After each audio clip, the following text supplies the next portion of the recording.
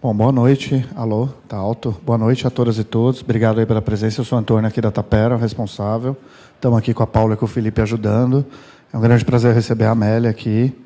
Amélia, obrigado aí por fazer o seu lançamento aqui, essa conversa. Enfim, você já é uma parceira e uma amiga aí da Tapera. A gente ficou muito feliz aí com sua proposta de fazer aqui. E, enfim, e com a noite aqui, o pessoal está... Todo mundo, né, enfrentando dias de muita angústia, muita incerteza, e todo mundo aqui comparecendo para prestigiar a amizade, a boa literatura e os amigos, né? Então, bem-vindos à Tapera. Eu te deixo para apresentar aqui a conversa.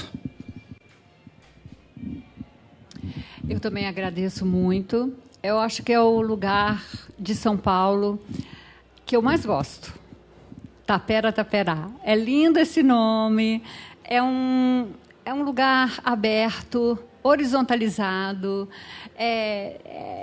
num lugar super legal, no centro da cidade. Acontece só coisa legal aqui. Muito feliz. Estamos aqui hoje num encontro. Todo mundo aqui ligado com a arte, literatura, música, teatro, dança, arquitetura,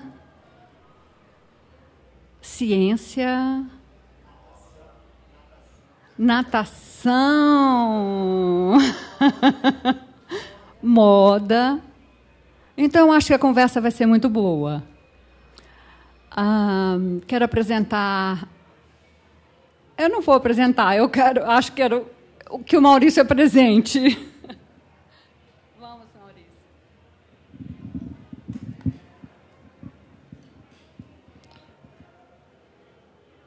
Por que ler um livro inexistente? Por que traduzir um livro, o inexistente? Por que publicá-lo, o quê? O inexistente. Por que propagar as ondas de um livro inexistente, inseminante? Como segurar sua existência invisível, disseminadora, sua onda vírus, propagação e detecção de algo que nasce num contexto e se faz involuntário para fora do controle? O que o sujeito é aquilo, não o que alguém, altas conexões, a abertura de uma coleção, Vírus, Editora Córrego, maio 2018.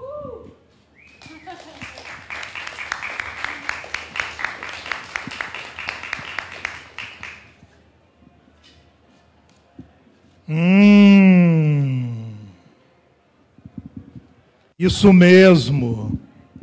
Natação, o quê? Molhado? Ficar molhado? A terra está úmida. Então, meu corpo, coberto com o suor da natureza, um revestimento. Minha roupa parece flutuar sobre o quadro em que me encontro, como se eu estivesse dentro de um cubo. Devo ter dormido por um bom tempo sobre esta grama. Está quase escuro. A sombra desapareceu. Permanece a treva, os acinzentados, oleosos e os azuis. Devo ter dormido. Há algum tempo. Ouço a água, ainda a água a ondular. Deve ser um lago ou uma lagoa, não tente se lembrar. Não sei mesmo. Eu nunca estive aqui antes do dia de hoje. Raramente venho para parques. Parques urbanos são lúgubres. Lúgubres, de alguma forma. Não é o campo nem a cidade. Não é que eu goste tanto assim do campo, sempre repousante, tudo que é necessidade, isso me deixa nervoso. Mesmo quando criança, tive problemas para dormir em uma casa de campo. Os sons da natureza me parecem estranhos sob a barulheira da cidade. A maior parte da minha vida, exceto pelo pombo e pela andorinha,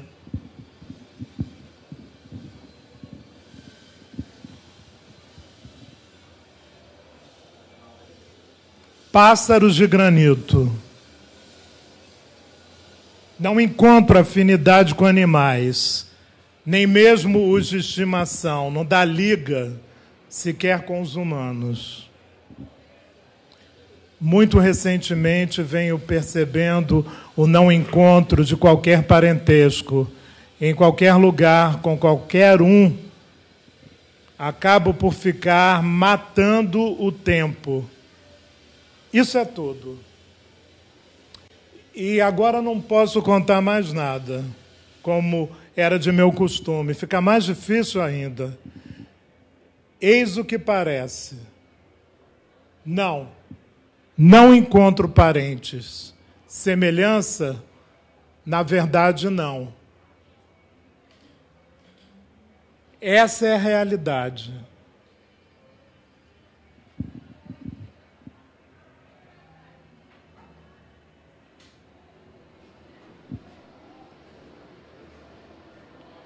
Você é uma autora vírus?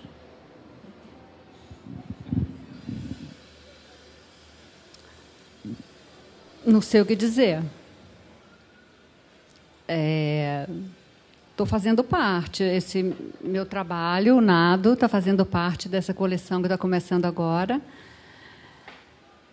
E é só o que eu posso dizer.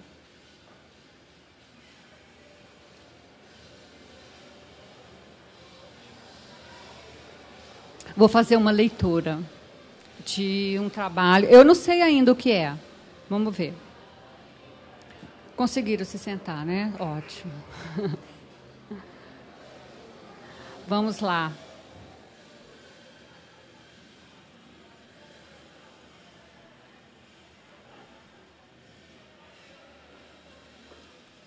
Acho que eu vou fazer do primeiro, que chama Maníaco.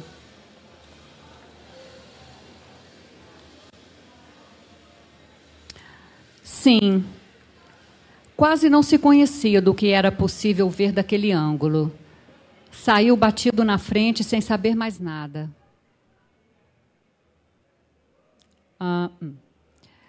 Um gosto de pipoca mata-rato na boca. Mania adquirida após todas as sessões de terapia no subúrbio, expirada mais cedo hoje. Um descompasso com a superlua e a chuva de meteoritos 2 meses distantes. Fenômenos impossíveis de terem sua visualização perdida, mesmo assim perdendo, para não ser mais alcançada em tempo hábil nessa única existência. Uma dor específica e abrangente, provocada pelo noticiário. Está dando bem para acompanhar? O que pode alcançar o entrelace das nanoescalas com as outras e referenciais. Sempre presa dos extremos, pensa, mesmo ao comprar o removedor no supermercado dia. Não entende, sente em excesso. Aspira a se introduzir nos processos de compreender. Uma flexibilidade multivetorial vivida como um estado não orientado para um fim. É bem possível ser bem pouco este grande banal invisível. Paga a conta da compra. Um brilho brando de estrela longínqua preenche o furo feito pelo vento na faixa instalada bem no alto, do outro lado da rua. Vagas abertas. Dá o sinal para o ônibus. Ajeita as sacolas. Abre o livro do Peter Handke no trecho marcado a lápis em outro trajeto. A verdade é que a duração não é uma vivência coletiva, não constitui nenhum povo. Introduz a chave na porta, enquanto ouve a língua felina raspando do lado de dentro a superfície da madeira fabricada, como se já fosse pele. Esta é a sua casa, promete a si mesmo. A apneia diante da TV sacode o corpo na madrugada, os olhos escancarados na pausa elétrica. Quem é esse cara, Telmo Cristóvão, dizendo para o âncora de quinta que o nosso cotidiano é tecido em ondas mecânicas criadas num encontro vibrante de átomos, traduzidos numa realpolitik do presente pelos ouvidos livres? Desliga tudo. Olhava longe o som no ar, os bigodes eriçados, o nariz e o ventre em movimentos rápidos, quase imperceptíveis. Hasteia a cauda.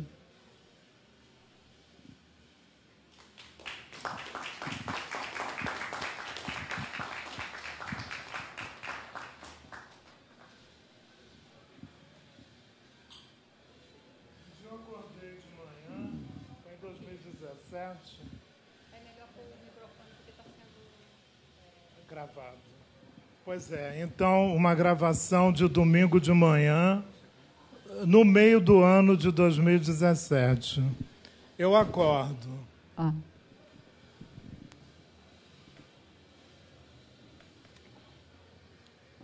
muitos anos eu procurei um livro invisível chamado The Fluke. Não sabia como traduzi-lo. Depois de anos, fascinado pela referência de William S. Burroughs na entrevista dada por ele a Paris Review em 1965, traduzida e incluída no livro Os Escritores, o primeiro livro editado pela mega corporativa Companhia das Letras, iniciando sua longa carreira editorial, eu leio a entrevista de Burroughs. Amélia Loureiro, minha companheira desde os anos 80, recorta trechos vindos de Burroughs. Minha mulher mostra imagens correspondentes ao que significa os kutaps. Desde então, eu sou movido por essa leitura. É outro ingresso nos processos neurocognitivos para uma escrita feita em planos. Tudo muda. Uma grande referência nesta entrevista é o nome de Jacques Stern. Quem é este autor? Ninguém conhece. Não há vestígios. Ele era um pirado, filho da família Rothschild Stern, uma dinastia nobre que, no passar dos séculos, redunda no império bancário até hoje em vigor, os Stern. Mas ele foi cedo com o pai, arquimilionário, para os Estados Unidos, esse francês, e ele pira em Nova York, conhece alguns Beats, e um pouco antes de Burroughs escrever The Naked Lunch, o Almoço Nu, em 59, eles têm uma convivência. Jacques Stern, o autor de The Fluke, só fala deste livro em processo. Um livro que será só publicado muitos anos depois. Mas ele dá o toque para Burroughs de ser um dos escritores mais interessantes daquele período. O maior para Burroughs. tudo isso fica pulsando, porque o escritor que concebeu os Q-Taps ao lado de Brion Gysin, um artista inglês do campo visual, tem em Jacques Sterne uma referência central. Eu acordo nesse dia de domingo. Bom dia. É assim que é bom. De repente, eu vejo uma coleção se formar. Passo um e-mail para o editor do site Reality Studio, americano, dedicado a William Burroughs. Em 2011, nesse site é postado o romance The Fluke, depois de muitos anos de espera de encontrar esse livro invisível. Eu, em contato, já tendo feito cópias, fiquei com esse material. E nesse dia de domingo, por acaso, eu vi a coleção Vírus se formar, porque essa propagação vinda de um contexto que sai de todo o controle. Hoje é uma questão central para o mundo da alta técnica e para os novos modos de se fazer literatura, entre seu processo de morrer, desaparecer e ressurgir. Esse autor invisível, então, é buscado num e-mail endereçado ao editor destes sites, que se chama Estúdio Realidade. Em menos de uma hora vem uma resposta.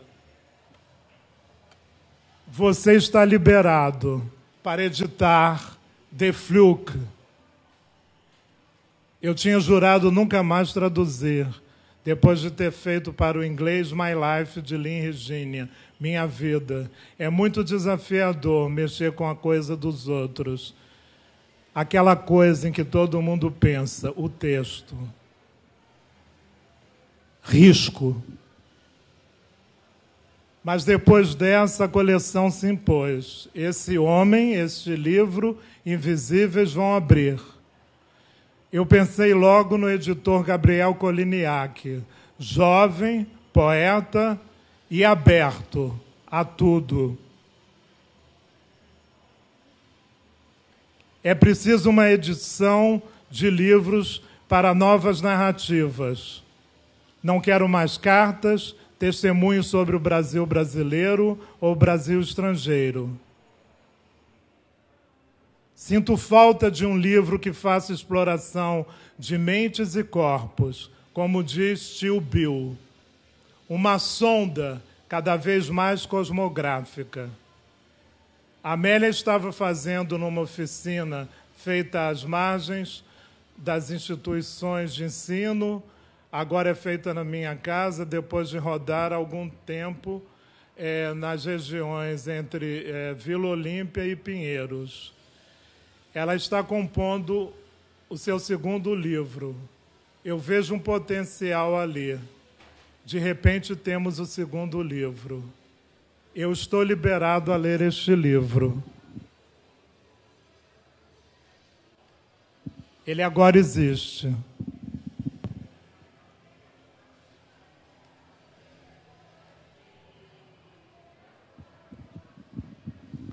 O objeto indicado pela senhora eu consegui agarrar dentro do poço, antes que não fosse mais possível, caso fosse sugado pela forte dinâmica ocorrendo debaixo do fundo falso de concreto, através das fissuras, algumas expressivas, provocadas pelo vigor das correntes, por onde atravessam fluxos ininterruptos, crescentes de material orgânico. Os trabalhos se encerram por hoje com as descobertas da noite. Agradecimentos ao grupo. Vírus, uma coleção, maio de 2018.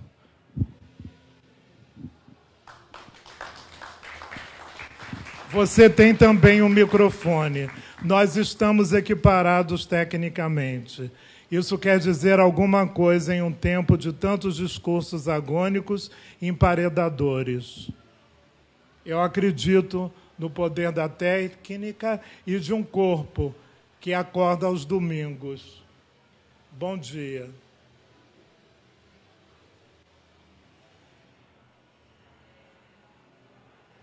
Eu pensei no título O Azaro. Não conseguia traduzir. É tanto o azar, o acaso, quanto um peixe chamado The Fluke. O peixe, pelo que eu li, num grande dicionário de inglês, vindo nas minhas mãos da coleção de um jornalista morto, Nelson Pujol e Yamamoto, cujo irmão me cedeu esse Webster volumoso que eu coloco, por falta de espaço em minha casa, como uma espécie de estande especial, ao pé de algum móvel. Lá está o peixe. Um peixe dá rabanadas. A sorte também. A sorte não é só o azar, é a abertura de uma onda verde. Pode vir tudo. O azar, quando a gente diz que eu azaro alguém que eu desejo, é uma brincadeira. Eu não estou fazendo pesar a pessoa. Não quero pesar ninguém em nenhum momento da minha vida. Eu quero dar asas. O azaro nasceu. Bom dia.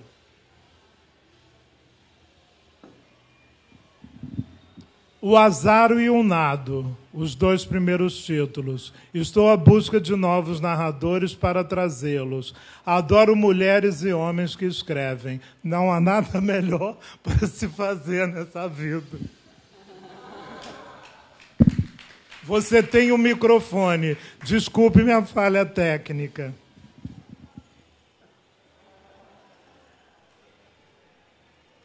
O Nado, o Azaro. Gostaria que crescesse a coleção de livros volantes pela Galerias Metrópolis do país.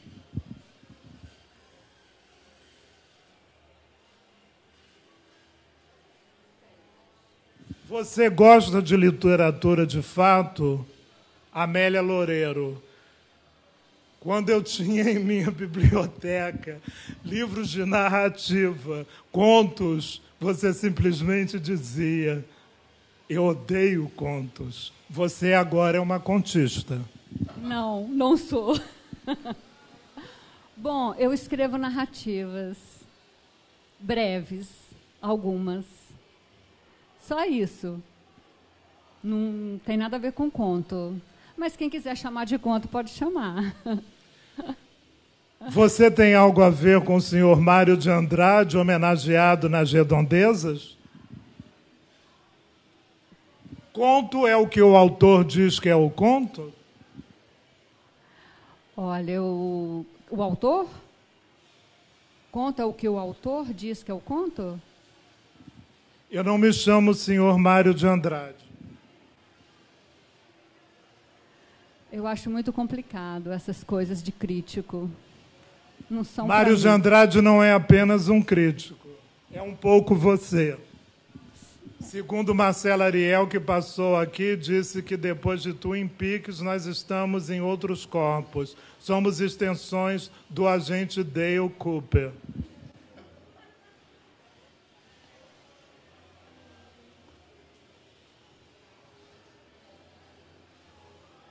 Gente, quem quiser falar, sinta-se à vontade, tá? Eu não tô sendo chamada.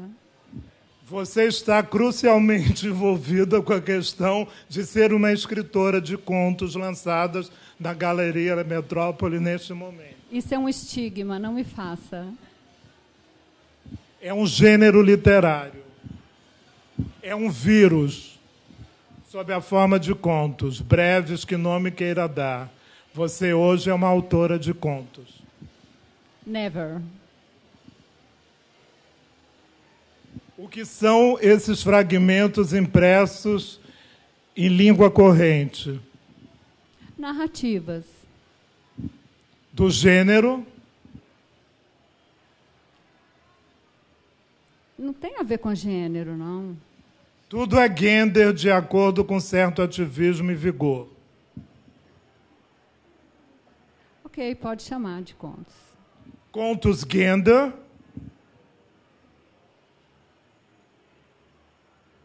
Gente, alguém está chamado aqui? Eu não estou.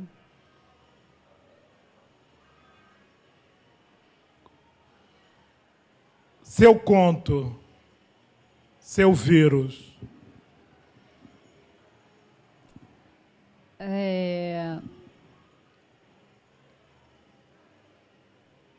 Na questão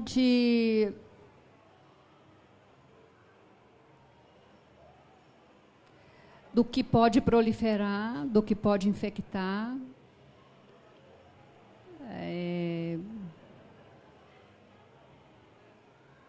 e do que pode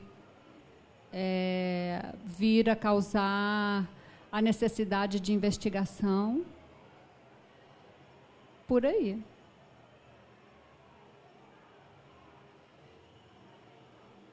O que é um escritor? O que é uma escritora? Eu acho que não, só posso falar da minha experiência, né? Algo que, para mim, se dá como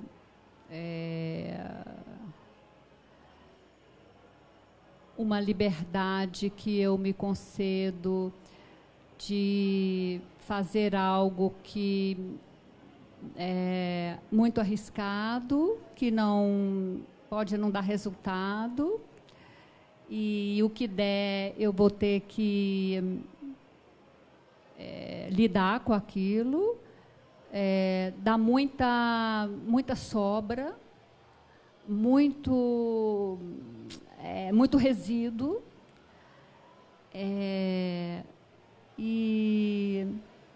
mas do que eu mais gosto de poder iniciar e entrar numa investigação. Investigação do que está acontecendo ali, naquele momento, de tudo que está ali naquele momento, inclusive eu mesma. Então, isso, para mim, é algo muito... Eu acho muito valoroso. Eu não acho ruim nem um pouco. Eu acho... Eu não vou dizer que é bom, porque bom é esquisito. Mas eu dou muito valor àquilo, porque aquilo é um negócio... É como um tesouro, assim, é uma coisa muito, muito importante para mim, enquanto eu estou fazendo. É um negócio que eu quero fazer mais. Eu garrei nisso. O que pode a literatura agora?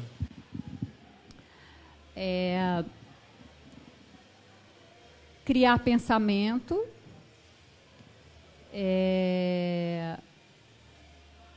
fundar subjetividades, eu ia falar subjetivações também.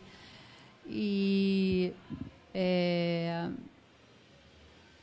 eu acho que mesmo que se não está preocupado em fazer literatura, mas seja desenhar algo que você está pensando, para você ter aquela visibilidade do que você, né, tirar de dentro da cachola e pôr ali na sua frente para você olhar e aquilo te olhar. Seja um gesto que você faz de uma forma que você está investigando e está tendo intencionalidade com ele. Eu sinto que agora é cada vez mais necessário a gente...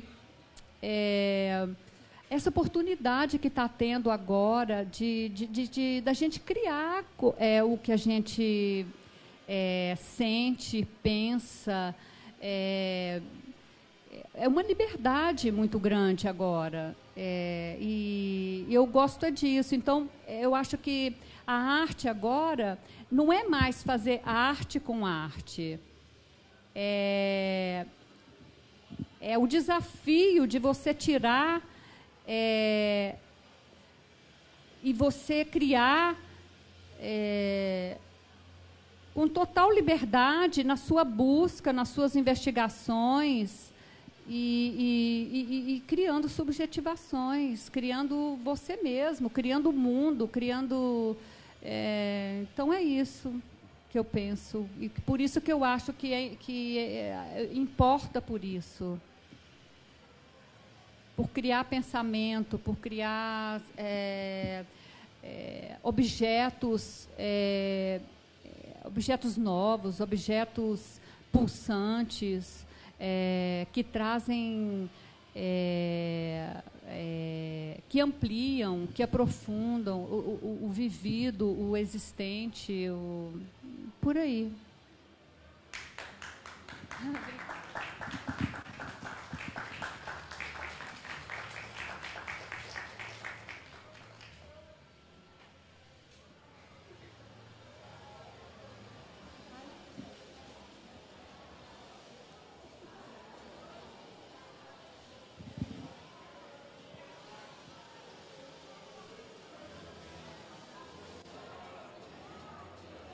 Isso é legal. Quem está fazendo alguma coisa hoje, quer falar também o que é para você?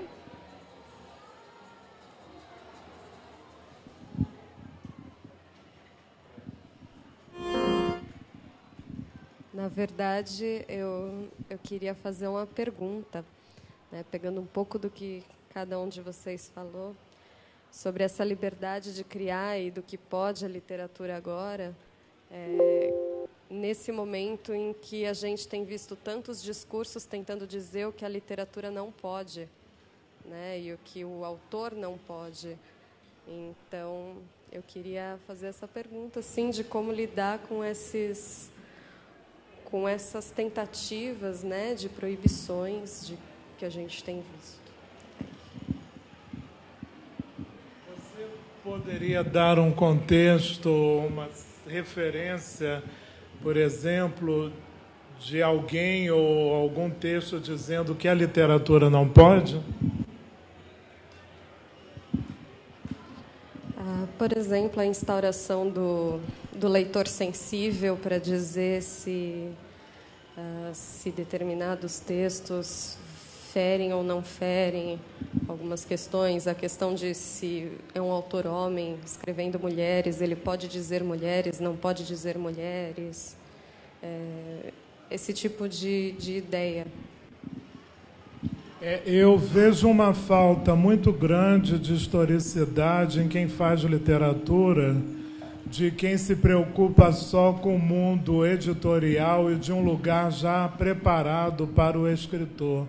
O escritor é um pesquisador, é um sondador de possibilidades, ele não pode perder o pé na rua, né? O trabalho sobre si, que é aquela proposta Rimbaud, sempre vigorosa, né? Todos querem se proclamar autor, né? E essa questão hoje de um ativismo que é requentado, não é? É descontextualizado e não sabe trazer uma luta à altura do seu tempo, porque há um múltiplo em que a mulher repercute.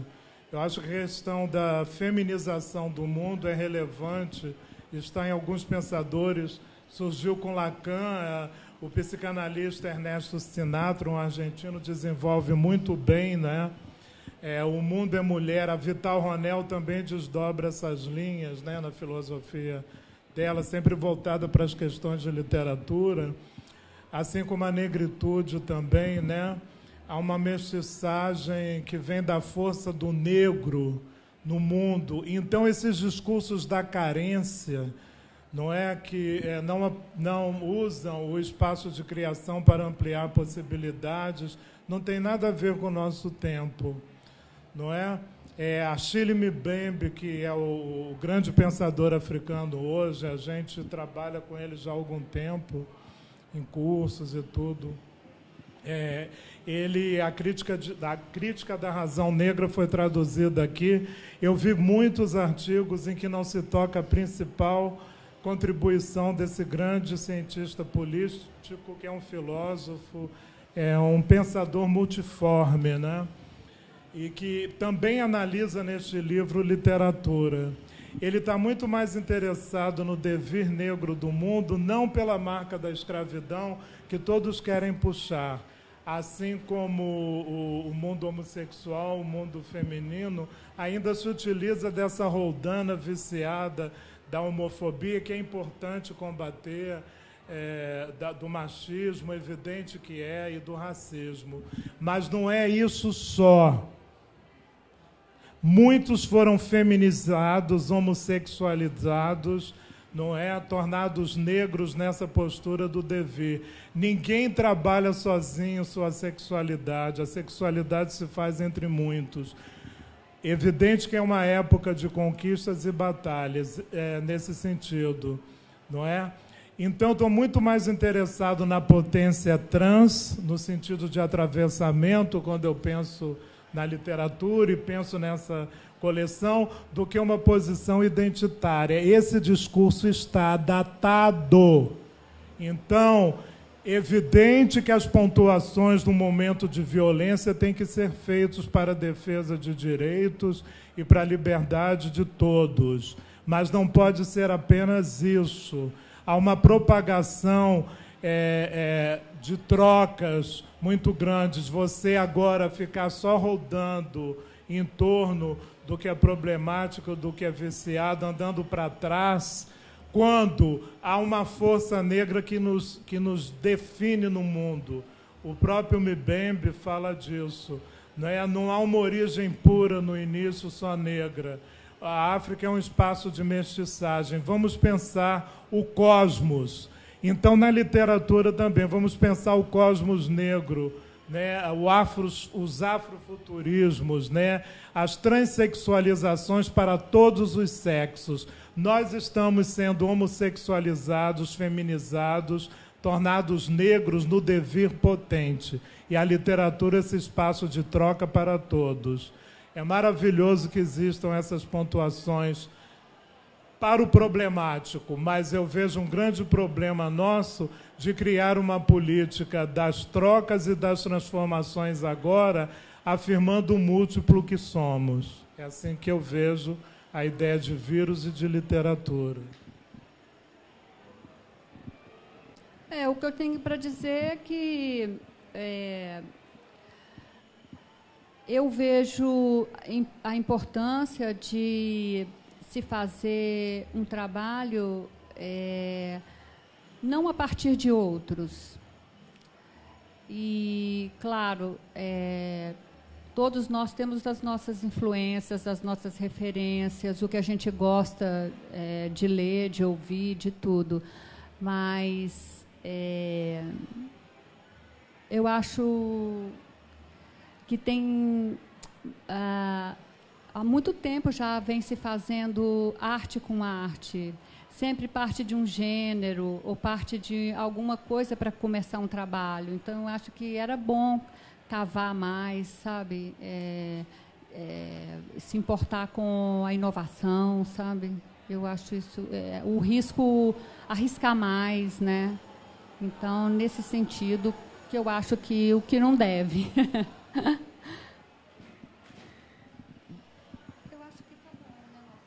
Quantas horas, gente? Porque a gente tem hora para parar. Então, acho que está por aí. Alguém quer falar mais sobre isso? Como vê, como faz? Como que é a arte hoje? O que pode a arte hoje? O que pode a literatura hoje, se for o caso? O que pode a dança hoje? O que pode... o canto hoje, o que pode... Enfim, se tiver alguém mais que queira falar, está aberto.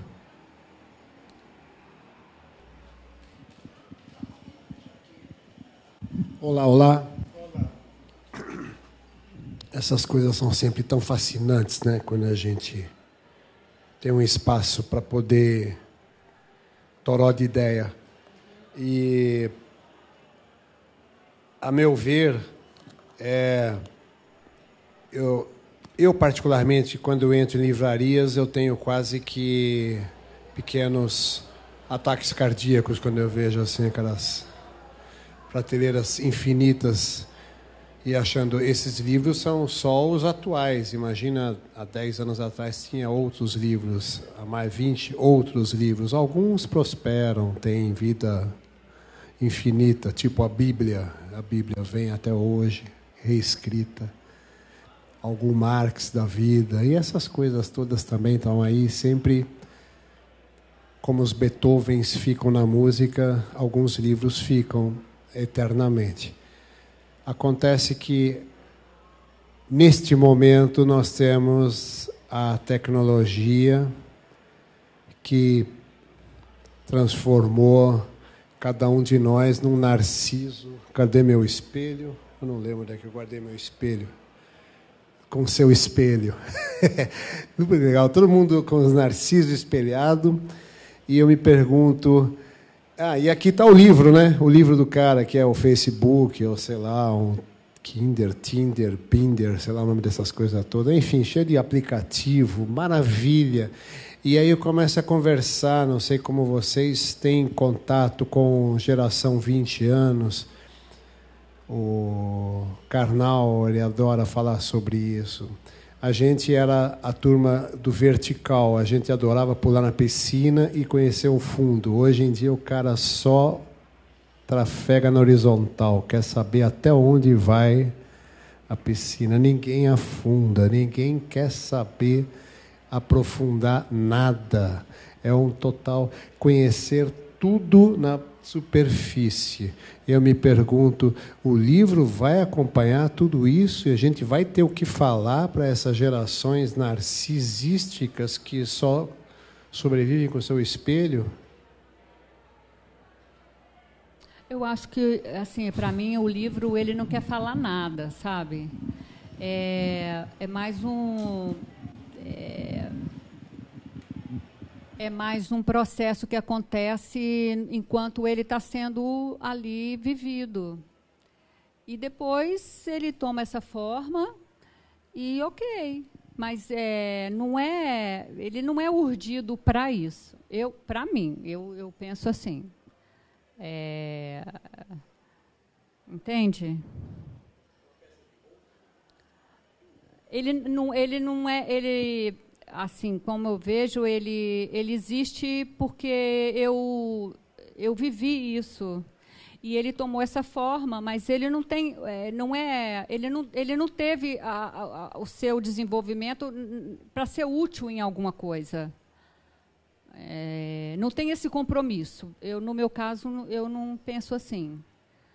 Mas depois que tá feito, que está pronto, ele pode encontrar os seus pares, ele pode. Mas não é garantido também. Ele não é um aplicativo, ele não é uma roupa, ele não é... Pode não servir para ninguém que está aqui.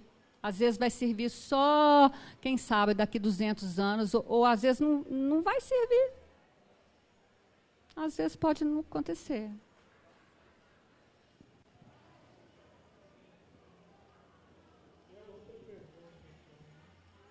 Você tem o que falar do que ele falou? É outra pergunta.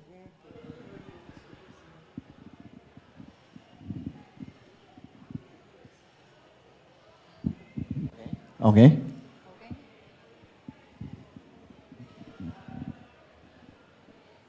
Sim, então acho que a gente pode dar como encerrada.